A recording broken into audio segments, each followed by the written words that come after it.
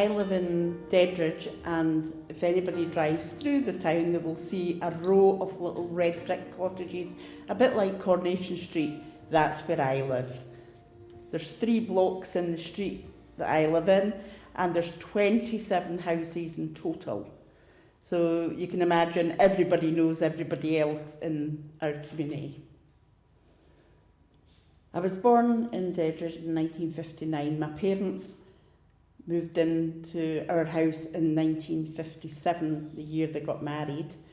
And my dad was a miner. He was a miner at the Burn Grange mine in West Calder, and there was a big disaster there years ago. There's a big monument in West Calder. So we're all from the West Lothian area, or Mid Lothian as it was called then.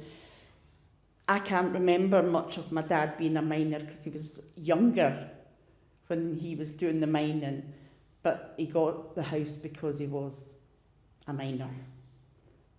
We had nothing. We had a little front room in one of the houses as a shop, and we had to get deliveries from the butcher, the baker, the candlestick maker, and we still have the same ice cream man that I had as a child, and it's his son that comes from West Calder down to us on a Friday afternoon, and Gillespie is well known in West Lothian, not just where I live, but that's the day that they come to our house. So he too has seen the generations growing up. You know, like as I was saying, my niece, when she was young, she would go out and get a cone, and now it's her daughters that are going out and getting the cone. And obviously the guy that works on the ice cream van was a boy who's grown up into, it's his business now, but he's still coming around the small streets because that's where he made his money years gone by, and he's keeping the communities going. And you see things on Facebook, where's Gillespie going to be today? So that people can follow. When Livingston came along, my youngest sister went to Dedridge Primary, and at the primary school there is a community wing, and in the days gone by, they had activities to bring the community together. I remember them having carry-on films, things that would bring families in to watch together. For me, as I say, having no activities or places to go when you were born in just one street, suddenly having a community wing, and now we have the Lanthorn Community Centre, we've got Crofthead Farm, and we still have the community wing in Dedridge. For me, that gives plenty of opportunities for people to get involved. There's something for everybody in Livingston. You just have to find the niche that you want to go into. And that's the sort of side for me, but that's not to say it's for everybody.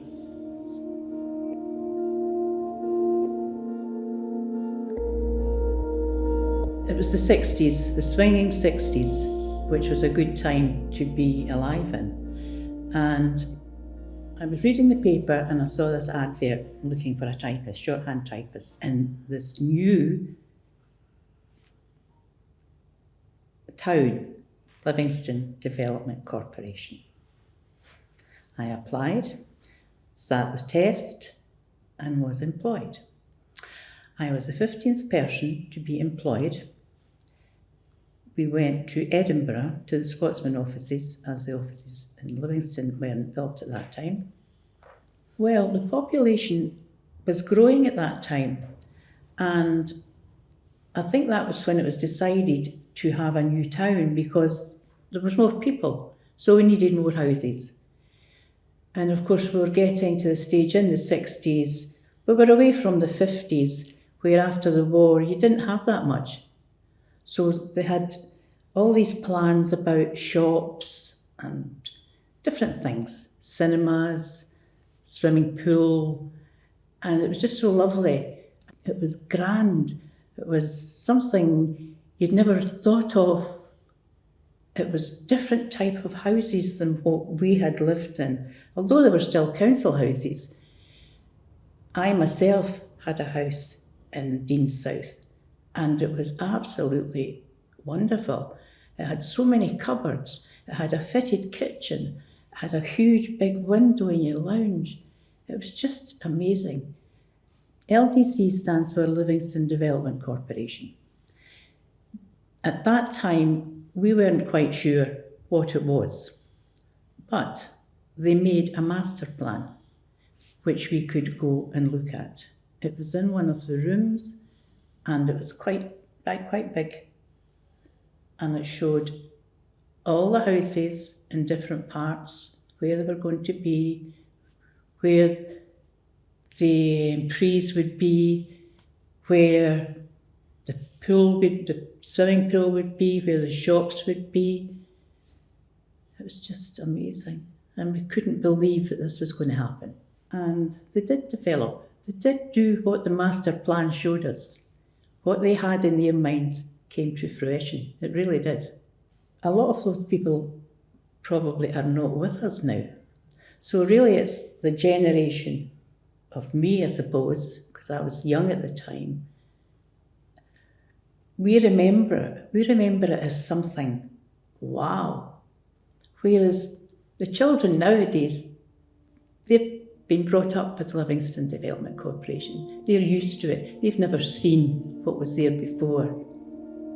But that's life. My name is Alan Morris. I was born in Livingston Station in 1961.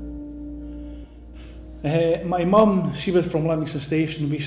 She stayed then in Burns Now with her mum, dad. My grandfather, he was a miner in the shale pits. The ladies from Livingston Station in the middle 50s, late 50s, in the middle 50s, they would get on a bus at the Livingston Road End, which is the A89, and they would go to Rosyth or South Queensferry, and they would meet the sailors there. It was normally at the weekends, Fridays and Saturday nights, and they would sing and dance and have a good time. My mum met my dad, and they got married, and eventually I was born in 1961. People were saying when I was a little boy, they were always afraid of this new building coming in, the new Glen Road coming in, with all these more houses coming in, and they were afraid that the people who were going to come in, that we wouldn't be able to lock our doors anymore. Eventually we all got on great, and we did, and we still do, because we got to diverse. But I think the locals at the time were afraid that they couldn't leave their front door open anymore because these foreigners were coming in from Glasgow. I remember the school getting built. That's Dean's Primary School. I remember that getting built because we were in the play park at the time, and this big lorry went past, and it looked like a rocket on the trailer, and that was the chimney for Dean's Primary School. And I remember that passing on the big lorry, and I thought it was a big rocket. And you've got to remember, I was only 7 or 8 years old. And then we got moved out of the old school, and we got moved into New Dean's Primary School. I've always got my memories of Livingston Station. It hurts me to see the house builders still building on the more old fields in the green area. That hurts me a bit. But I believe that people have got to live somewhere, but I'm missing the old fields just starting to disappear now.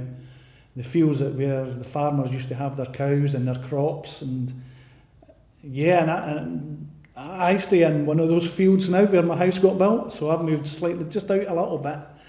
But no, it's good that they've got Aileyburn Park and the reservoir down there, and it's still that'll always be there now, so that's good. Hi, my name's William Fleming. I worked as a contractor, mainly cutting trees, seeding, things like that, grass seeding, any paving works in Livingston. I've always had an interest in photography. I made a point of always carrying a camera. I've done that since I was very young. And it's, as you saw work developing, it was interesting to document it, different stages, things like that. I started way back, must be late 60s, somewhere about there. I actually moved to Livingston in 1980 and stayed for 30 years. I always thought it was well laid out with the Livingston Road. That was termed as a spine road, with the junctions and the slip roads radiating from that. Livingston had a really good network of underpasses and paths right across the town. It was the main roads that seemed to be trouble. Anybody coming into Livingston, as I mentioned, I worked on a lot of the main roads, and somebody would stop if you were doing landscaping work. And the funny thing is, the first question I would ask is, how do I get out of here? That was a problem at the start. That was just one of these things. The Livingston Development Corporation at the time, as I say, it was well planned. But one thing I didn't agree with at the time was, the Five Sisters, the Westwood Bings, to the west there. LDC wanted to blitz them, level them. They didn't think it was in keeping with the town's image. Now that would have been a terrible mistake at that time, because they're very popular, a great attraction. Shale is oil-based, and it was used for lamps, it was used to produce petroleum. You probably heard about Paraffin Young, James Young. Well, he was the first man that promoted the shale around this area. When the shale is brought up to the surface, it goes through a crusher, it's heated up, and then it's crushed. And when you look at the bings, what you're actually seeing is the waste product. Oakbank Bing, that's the one south of the Lizzie Bryce. They actually ran a train siding into there to take that bing away. It was taken to some of the towns on the west coast, I think. But the M8, the sections from Newbridge roundabout, they were built from shale, the Lothian bings. They were taken from that. It's a good thing they kept the Westwood bings. It's a monument to the shale industry, and it was a big thing here at one time, the shale industry. As far as the town goes, I think they've combined the country and the town. They've done it quite well in Livingston. It's a nice location, the almond running through, things like that. You're on the verge, handy for Edinburgh. So it's a nice area. I must say that. I stayed here for 30 years and I was reluctant to leave.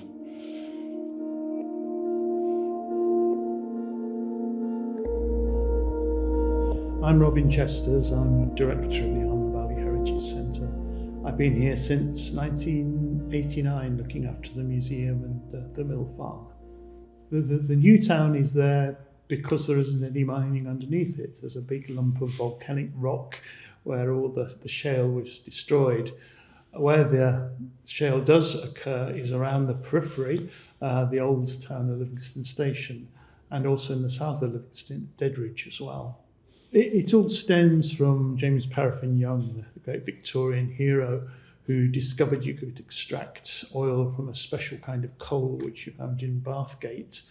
He set up his works there, and he was the first man to find a process that was commercially viable to create a burning oil you can put on lamps and bring light into everybody's home.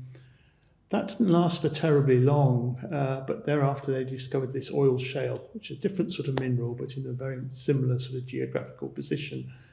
And certainly in terms of shale and other non-conventional hydrocarbons, West Lothian was always a centre of excellence. People would pick up a rock in South Africa and wonder whether it was any good, send it through to Pumperston, they would test it and they would tell you. The site of the NewTown was one of the few places where you didn't have mine workings underneath, so you had no problems about foundation, but also you had this huge skilled workforce that were putting out of a job and would have to emigrate or move elsewhere. So there's a tremendous engineering expertise, a chemical expertise, all of the great ingredients that you'd want if you were building a new area of industry in a new town. So the shale mines sort of gradually wound down during the 1950s. People had to travel a long way by company bus from one site to another and sort of chasing a dying industry, if you like. And I think having the new town here brought a whole new set of opportunities. The great folks who are here to create the new town, to control it, wanted to sort of tap into the spirit of enterprise of the old shale oil industry. So a lot of their promotional things during the 70s and 80s were tapping into the wonderful advances they made in Victorian times to inspire modern industries or whatever.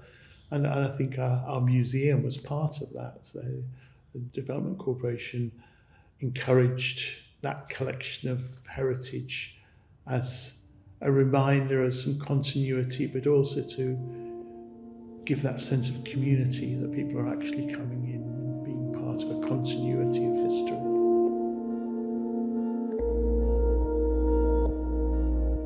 My name is Maureen Liddell. I first came to Livingston in 1980, and until recently I've been working as a museums assistant for West Lothian Council.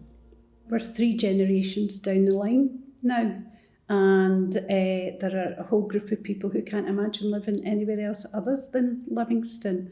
Their grannies or even their great grannies might have come here, but their mums were born here and they were born here, and this is their community. And in fact, an awful lot of the children, we recently did a project in some of the schools talking about the establishment of Livingston NewTown, and a lot of the children were surprised to find out it was a new town. And I mean, I had to show them maps of the area in the 1950s and say, look, there's nothing there. Okay, Howden Park is there, Mill Farm is there, but in between it's fields. And they were really quite surprised because it's always been there as far as they're concerned, and it's their town and it's where they come from. Well, people I've spoken to who came in the very early days of Livingston said that, I mean, they had the community houses and they had the clubs and they had forum where people, the community, could get together to discuss how things were going. But there were still some things missing. One lady told me her father complained that in his very first New Year's Eve in Livingston, nobody came to the door. And he'd come from Glasgow, and he said the streets were always busy and people were going house to house. And he found that really difficult to deal with. It just wasn't what he was used to. There was something missing. All these things were there, but it still takes time for people to build up relationships with others. You have to grow into a community, I think, rather than it just suddenly appearing out of thin air. But at the same time, they wanted to document the growth of the new community within Livingston, the different areas, and how things began to grow, like gala days. Each area began to have its own gala day every year, and as the schools grew up, the gala days, all sort of formed around them, and it was creating a sense of identity. Gala day had been very much a West Lothian tradition. All the local towns and villages had them anyway, so it developed in Livingston as well. But it was a much bigger town, so each area had its own little gala day, I suppose. But it was all part of, becoming West Lothian, I suppose, another town in West Lothian, and it was going to have some of the same things that the other towns already had in West Lothian. All the components of a community are now here in Livingston. It's a bit different from other communities. Other people have noted that we don't have a main shopping street. We have a town centre which is indoors. And somebody once said to me, it's really strange, all the houses have their backs to the roads rather than looking out onto roads. But apart from that, I think it is now a group of communities. Each area has its own sense of identity and we all belong to Livingston.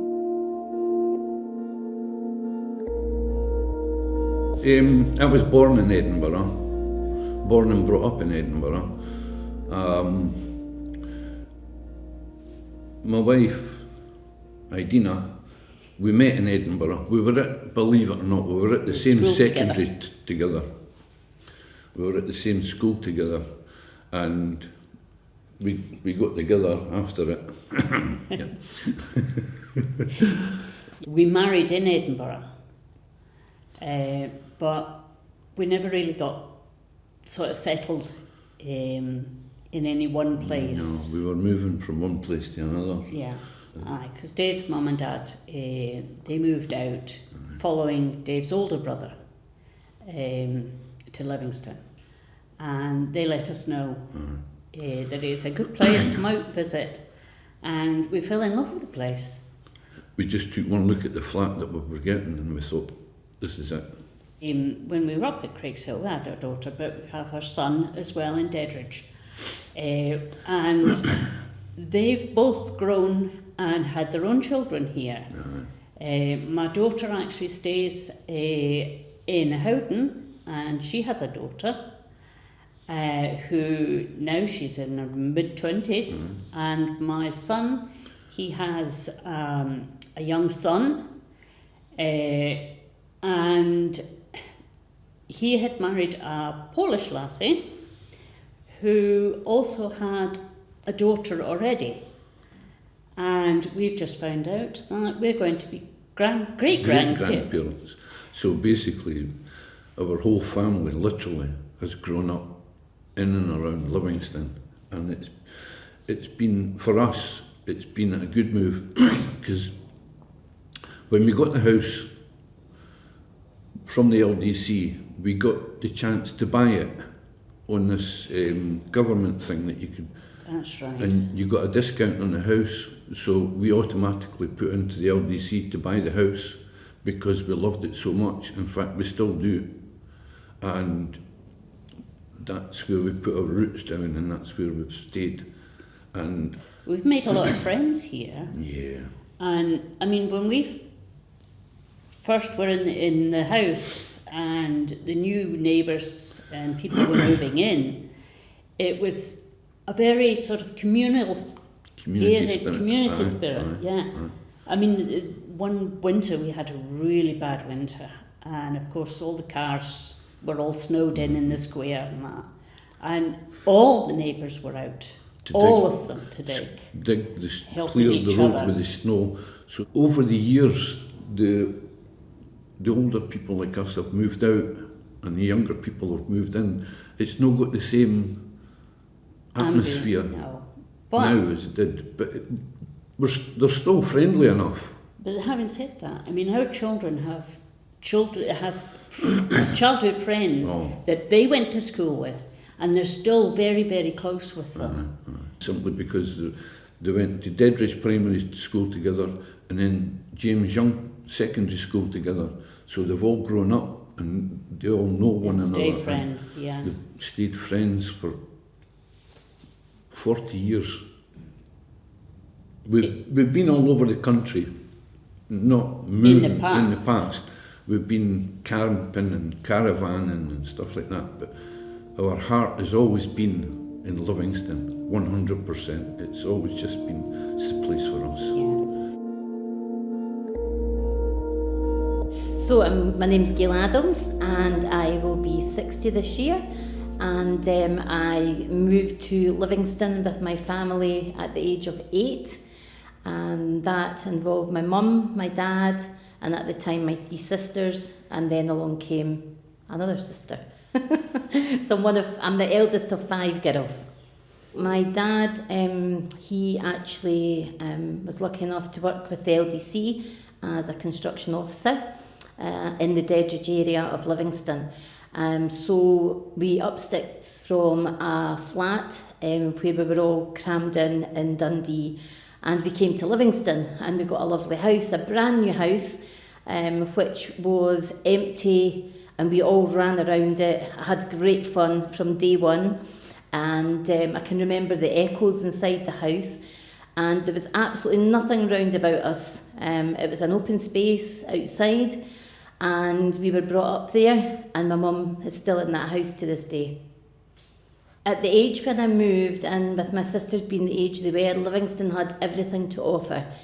A job for my dad, things for my mum to do. She got very much involved in the community side of things as well. My dad, he was a community officer, and he was a youth wing leader at Toronto Youth Wing.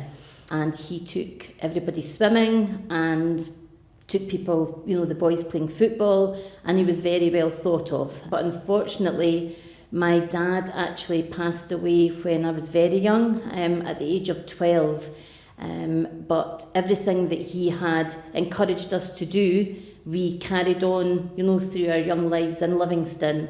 And I then went on to encourage my family to do the same. And all the original things that were put in place, the people at the time, things like the farm cafe down at Craig's Hill, John Hoy was, he was the man at the time, and that has gone on from strength to strength.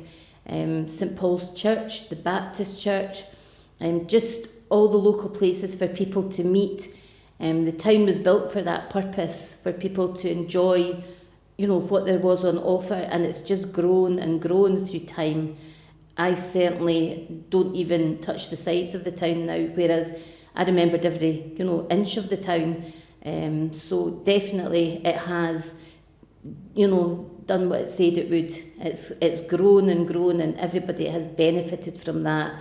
And people not only have stayed around, their children have been brought up, their grandchildren have been brought up in Livingston. And I think even if you do leave at any time, you come back for the right reasons.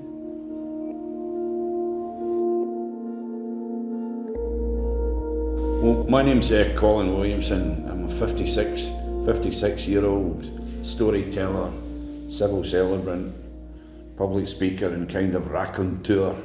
I was in a state of shock when I came here because I thought, where's the heart? Where's the main street? All the buildings look the same. Moving to Livingston was the nearest thing to immigration without leaving these shores. My dad was involved in St Paul's Church in Ladywell.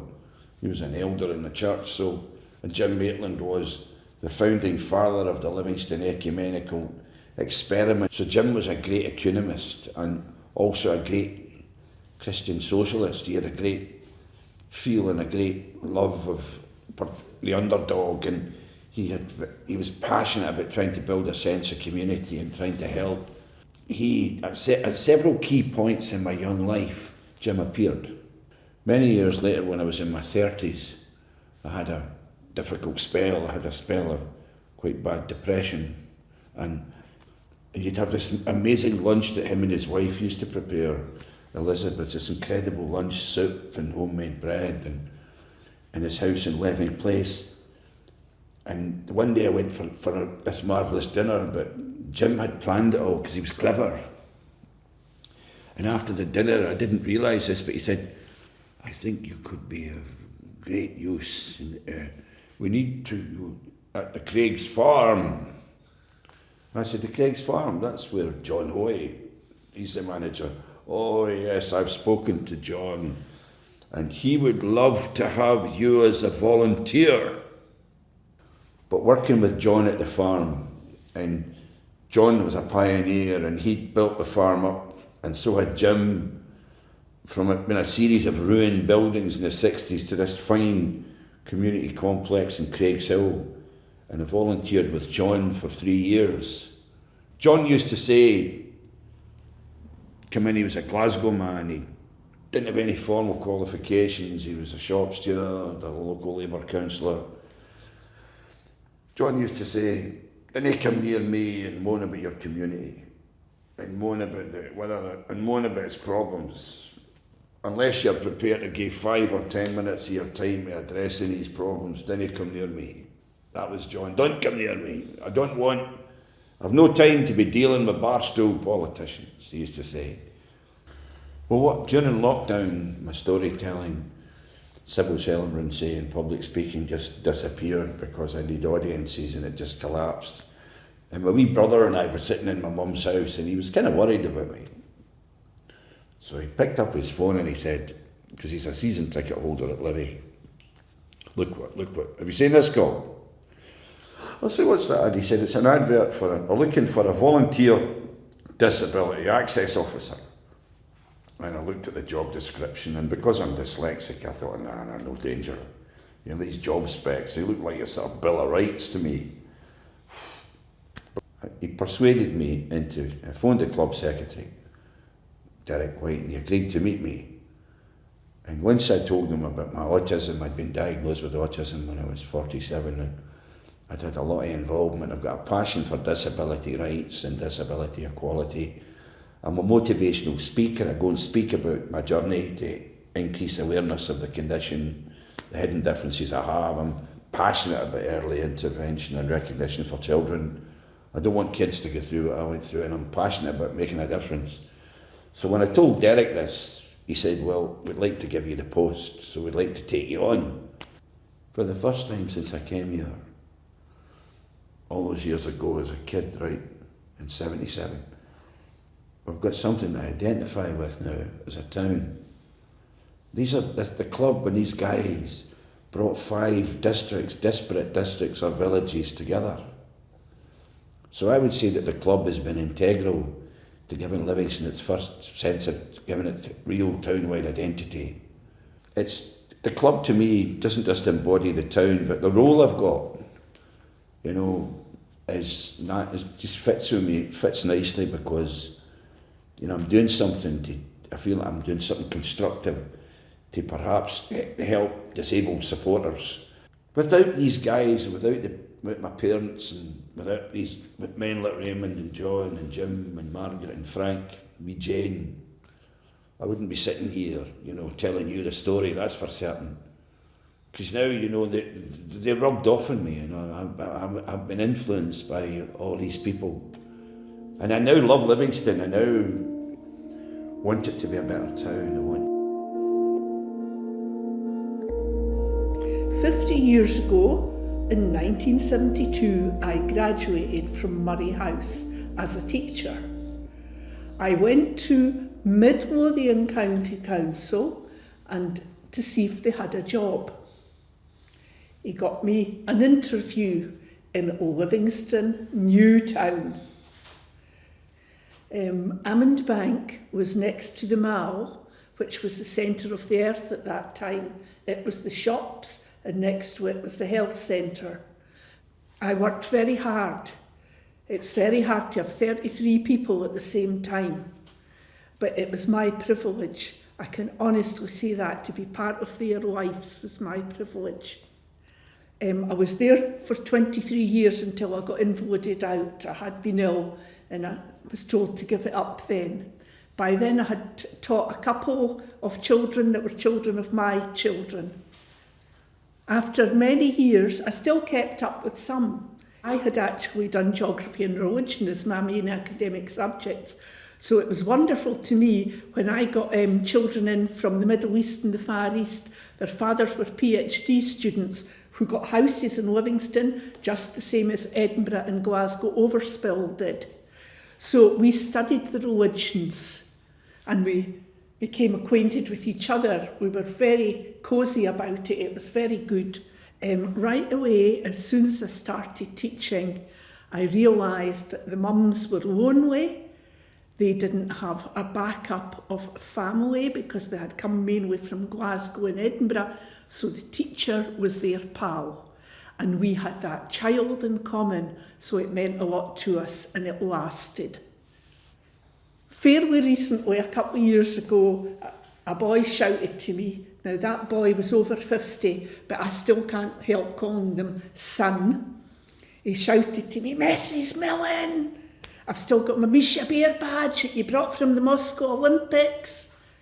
And that was in 1980 that happened. I love bumping into any of them or hearing anything about them. I really appreciate being part of these children's lives. I know at the time it was very hard work. It was hard work when you were there with 33 who behaved in different ways, and it was hard work at home preparing stuff. But I can honestly say it was my privilege to be part of their lives. And we were lucky to be in the NewTown. Hello, my name's Karen Stewart. I moved to Livingston when I was 8-year-old in 1966 when the town was obviously just a few years old. I can remember coming home from school one afternoon and Mum and Dad being quite happy saying, "Look, your dad's got a new job in Livingston and we're going to have to move to a brand new house." And my first thought was, as an 8-year-old, all my friends at school, I'll probably miss them. And I think my mum and dad, they moved one day while my sister and I stayed overnight with my grandma in Edinburgh to get out of the way.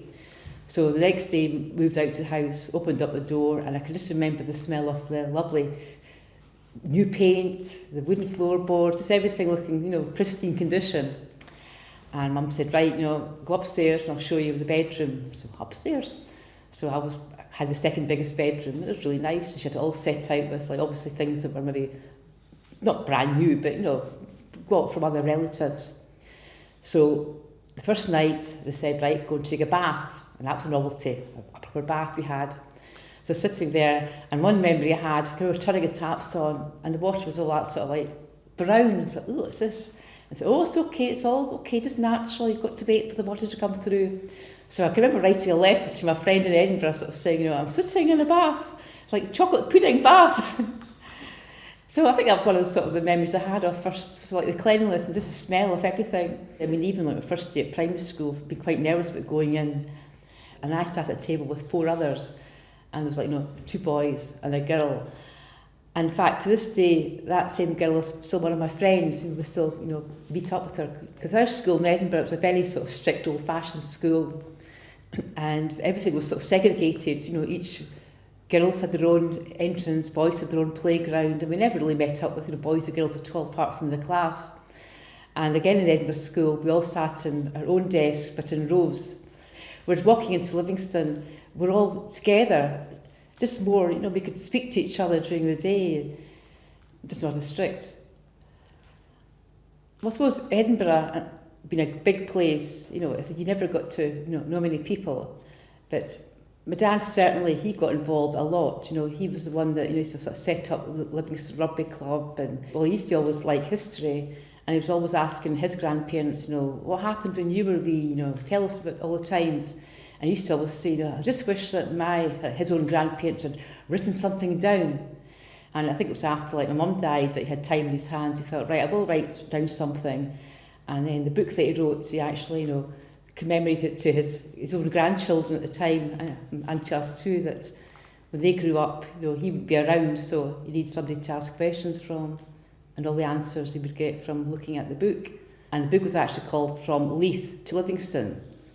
So he wrote about all his time in Leith when he was a boy up till he got married, and then the very end of the book was all about his time in Livingston.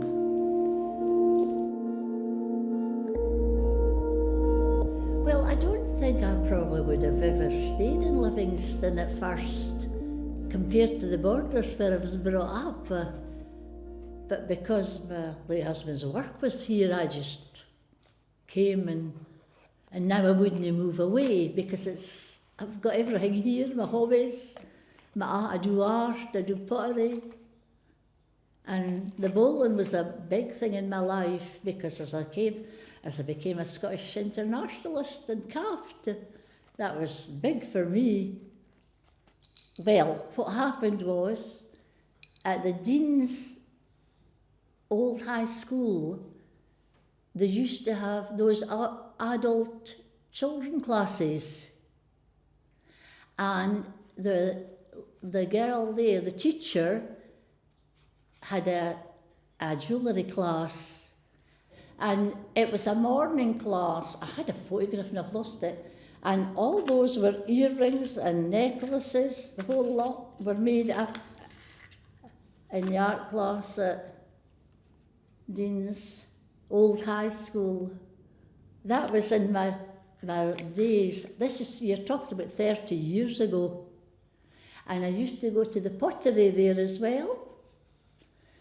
And used to go in the mornings when the children were there as well. When your children were at school, you could go in the mornings and take part as what they were doing as well, which was really great. The fact that I've lived 87, nearly 88, has done quite a lot for living in Livingston, I would say.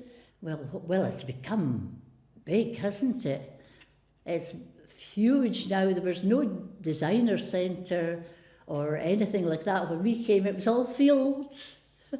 And Craigshill was probably about the first estate that was built down by the Almond. And from there, it just got bigger and bigger. The medical centre's been very good, and I've never had any problems with schooling or my children or anything. They're all straight. There have no problems with any of them. And I would say Livingston is a great place to bring families up.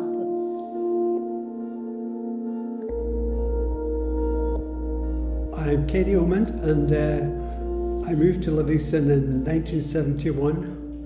And I worked for Hewlett-Packard and was in California just about the time the big skateboard craze came about, and I thought wow, this is exactly what Livingston needs.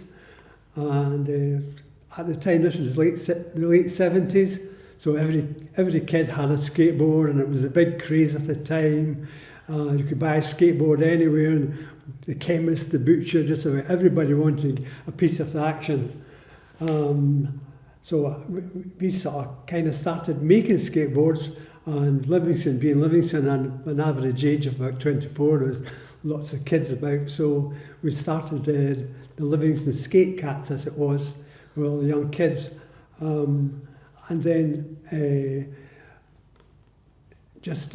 Ian Urquhart, who was an architect on the Livingston Development Corporation, and his wife Dee, they sort of became involved in the Livingston, and decided that what we needed was a skate park.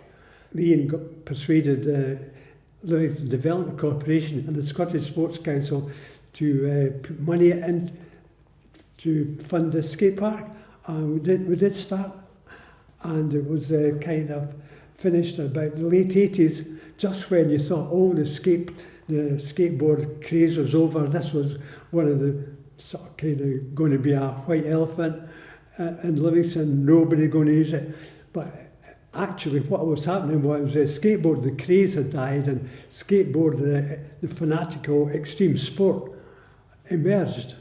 And that very first year, at the opening, we had a visit from some of the top American pros, and the word got around, and we had visits from just about every country in Europe. We had from Italy, Germany, Spain, and it put Livingston on the map, absolutely.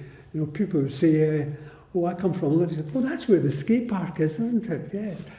And just by almost serendipity, the skate park was situated slap bang in the middle of Livingston, which didn't actually belong to any particular sector of Livingston. It didn't belong to Ladywell, Craigshill or Howden, so it was a kind of neutral territory for all the kids. So as you can see, here we go, some 40 odd years later. I've got a lot of the early brigade with Stevie and Mike and Tony Hawk. They're all still skating, you know. Tony Hawk's been to Livy as well, you know, so that was good, you know. And we all skate, and here's me, 80-year-old, still skate a little bit, despite titanium knees. It really inspired on a worldwide scale for the growth of skateboarding, which we know is an Olympic sport. So I think Livingston actually played a very significant part in that development of where skateboarding is circa 2022. Yeah, my name's Alan Stewart. I am 54 years old, or 54 and a half years old. I was born in 1967, October 1967. I believe for my sins I'm one of the first 20th children to be born in the NewTown. Yeah, so I believe it was 1976, Almondvale Centre opened up in Livingston. It was prior to that, we had a shopping centre in Craigshill called The Mall, which is still there, which consisted of quite a few shops. But it was a big thing for the NewTown when Livingston Centre opened up. And I went up to the centre with my dad, my mum and my two sisters, and I can remember getting given balloons. It was a big thing. And the Livingston Centre, or the centre as we referred to it as back then, the centre became the focal point of the town, because there's no town centre as such in Livingston. The centre became the real place to kind of hang out. It was great. And then in 1983, when I was about 15 and a half, my mum and dad are like, right, I think you better go and get a job and start giving us some money. Or my dad worked with a guy whose wife was one of the managers at what was, it was called Woolco, which it was basically the superstore version of Woolworths. Now, this store, quite simply, was the best store ever. It sold everything. It had a clothes department, it had food, it had electrical, it had furniture, it had sports. But anyway, I had an interview up at Wilco, and I started as a trolley boy, which is exactly what it says in the tin. My job was to collect shopping trolleys. It was my first job. I made a lot of friends there, guys who I'm still friends with today. It was a wonderful time. I mean, I think the 80s was a great time to be alive. I personally think that the music was awesome. I mean, punk came along and it just kind of strangled rock and roll, and and it really got a hold. Whilst I wasn't a punk, I did like the music. I was more into like ska music, Madness, Bad Manners, Specials. You would hang about to like play parks, or I say you'd go up to the centre, or you'd go to the chip shop. About 11 o'clock you would go to Melville's, which was the local nightclub. On a Wednesday they had what was called Boppers Night, and it was basically up to 15 years old. You used to go along and you would be dancing the old Duran Duran and Spandau Ballet, and if you were lucky you got a slow dance with some girl that you fancied. It was a great place. I've lived in Livingston all my life, and I think it's a wonderful town. It really is. My name is Kachi Okori, and I've lived in Livingston since 2006. My husband got a place to do his master's at Hereford University back in 2004, and I joined him in 2006. He was already in Livingston because he was schooling in Edinburgh, and his friends told him, oh, Livingston is such a cool place to live in, and his friends were already living in Livingston at the time, so it made sense for him to live in Livingston. And by the time I joined him, I came straight to Livingston. Unlike what other immigrants normally do, people would go to London first and then move to somewhere else later on. But I came straight to Livingston, so Livingston was the very first time. Livingston was the first place I came to when I came to the UK. And apart from the initial shock, initial weather, because I came during winter, I didn't expect how cold it was going to be. But apart from that, I felt like it was such a quiet place and very well connected, with good train lines to the major cities like Edinburgh and Glasgow. So we decided to stay back and raise our children in Livingston. So we have 3 children born in Livingston, and they were all born at St. John's Hospital. Our kids go to school in Livingston, where they've made friends, they've made lifelong friends. These are children they were born, they grew up with, went to the same nursery as. And this is why every time we've talked about moving away from Livingston, our children have said, no, we're not going anywhere. This is the only way. And for example, when my oldest child tells me, oh, I've lived here all my life, you may think, oh, but you're only 14. But when you think, really, she has lived here all her life. And although our children are Scottish, they're born to Nigerian parents, but we feel they're fully integrated into the local society. They're fully integrated into Livingston.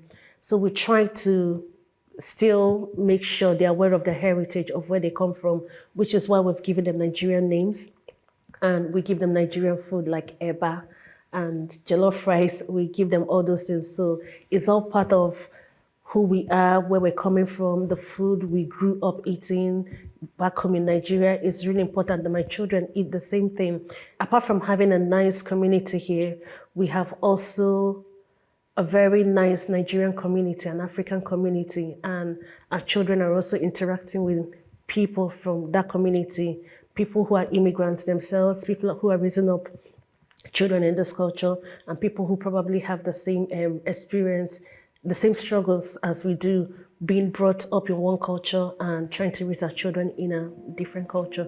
So yeah, it's all important. It's very important to us that children grow up in these communities. I'm Cameron Glasgow, I'm 21 and I was born and brought up in Livingston, and I still live here today. I think Livingston is pretty unique in the way it is as a new town in the countryside, and it was something that I really enjoyed was being able to go down to the pond in Dedridge or out to Amondale and exploring and seeing wildlife that if you were to grow up in Glasgow or Edinburgh, you don't necessarily get as easy. And as someone who doesn't drive, a lot of my time is spent on a bike or walking.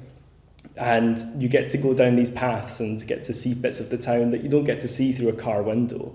And that's really what has made me so attached to Livingston, is the different side of Livingston that most people see, and then the side of Livingston that people see who actually live here and spend every day here. And it's something that I really appreciate about the town.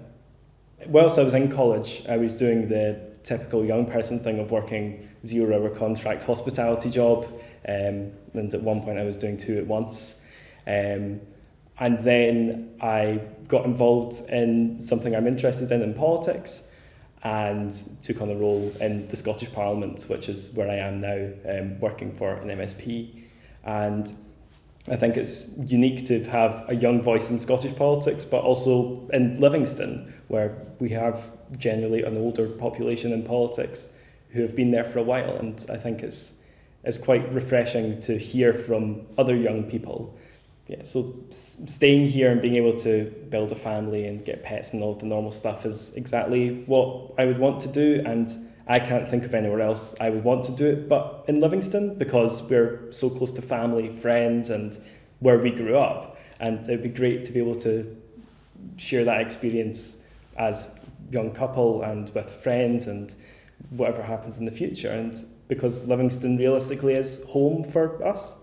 60 years ago, it was a new town built for new families in Edinburgh, younger families moving out of the city and into their own home. And it's very much happening again now, where we're the youngest town in Scotland, and going into 60 years, that's sort of the exact full sort of loop that I think when the new towns were built, this is what was meant to happen. This is the plan all along. So we now have the opportunity to build a new chapter for Livingston. And it's something that I want to be a part of. And Livingston, I feel, is somewhere that I'm so connected to. And if I can't change the world, I would love to just be able to change Livingston and make it better for the people that are going to come after me.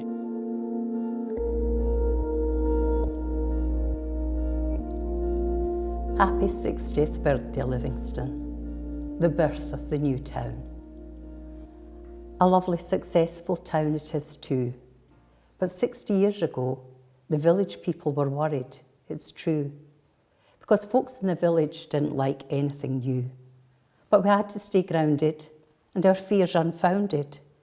We knew that progress had to go ahead, and I love this town, it has to be said. The story of my childhood, I must let you know. Born at 31 Glen Road, 1951, in a miner's row. The village then was Livingston Station, and memories of childhood, they just fill me with elation. The people then were very close-knit, the men working together down the shale pit. The miners' rows have gone, part of the community, a village very much of closeness and great unity. Grandparents and parents are no longer here, but always in our hearts and always held dear. A community that really looked after its own, and now a new town, and it certainly has grown. The original school is still standing, but not the original hall. It held many a function, and we all had a ball. Gala days, running our races, stuffing our faces with the gallery bags, then up to the hall, ready to go dancing in our best glad rags. The shale bing at the back of the old hall, it's long gone, but the bowling green's still there with its immaculate lawn. The co-op's still there, known as the store, but the original post office, alas, no more. The church is the same, still Sunday morning chimes. Memories are good, but we must move with the times. Dean's is now the area, not Livingston Station. The Livingston NewTown is a credit to the nation. The wee village is gone, but childhood memories remain. The Riz is still here, so is the Glen Burn. Going in the water, we all took our turn. The Big Wood, the Giant's Belly, that was our playground. We didn't need the telly. Seems no time since I was 11 years old, Time really does fly, as we are always told. 60 years on and I'm growing old, but memories are precious, more precious than gold. It's lovely to know Livingston is having a 60th celebration, and the town has turned out to be a wonderful creation. I've lived my life in a place now filled with nostalgia. But at my age now, I also have arthritis and neuralgia. But up until now, I've lived the loveliest of lives. Now a mother, a grandmother, and a very happy wife. And when the bell tolls, and it tolls for me, I wish to walk down Glen Road just one last time. And I hope I can see Gran and Grandpa Pender waiting for me. Happy 60th anniversary, Livingston.